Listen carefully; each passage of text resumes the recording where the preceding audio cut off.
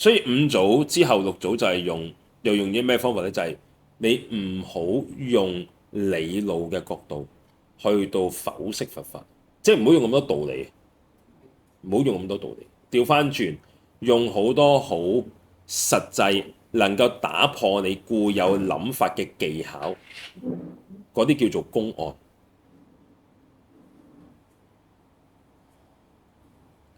即係咩叫公案？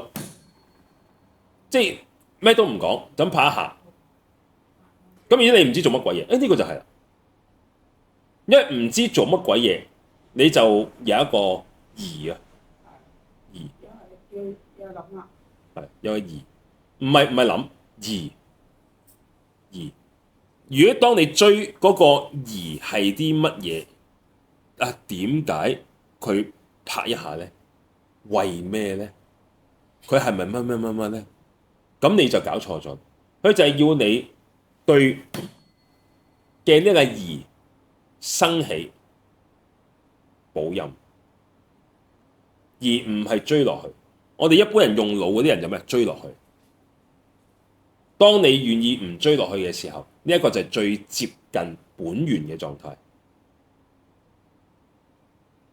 得唔得？即係你嗰個覺知嘅心，你只係知道呢件事，而唔係要完全了解呢件事。當你要完全了解呢件事，你對當下嘅呢件事已經走完咗。